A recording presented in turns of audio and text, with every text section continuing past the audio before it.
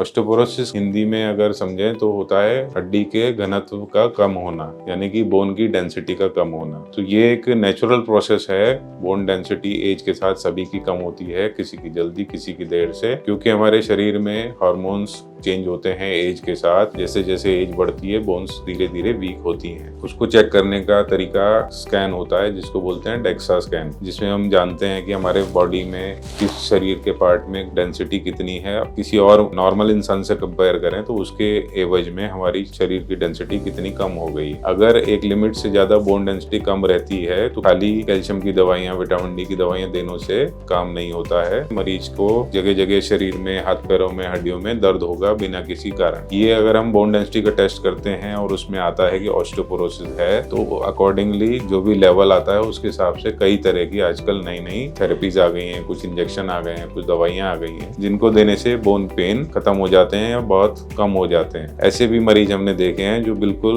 Bed पर आ गए थे और 2-3 साल से बेड से हिल नहीं पाए थे। जैसे ये दवाइयां चालू हुई वो एकदम नॉर्मल हो। ऑस्टियोपोरोसिस के बारे में हम कैसे बचाव कर सकते हैं ये जानना जरूरी है। ऑस्टियोपोरोसिस होता है एज के साथ, सभी को होना है। हमको खाने पीने में कैल्शियम, विटामिन डी वाली चीजें जैसे दूध, दही, पनीर वगैरह लेना है रेगुलरली। उसके अलावा माइल्ड एक्सरसाइजेस बहुत जरूरी है। अगर हम अपने शरीर को चलायमान नहीं रखेंगे, रेस्ट पे रखेंगे, हाथ पैरों की कुछ भी एक्सरसाइज नहीं करेंगे तो धीरे धीरे बोन डेंसिटी कम अपने आप ही होती जाती है। और समय रहते अगर दिक्कत रहती है तो डॉक्टर्स को दिखाना है, वो टेस्ट करके पता लगाएंगे कि आपको दवाई की जरूरत तो नहीं है।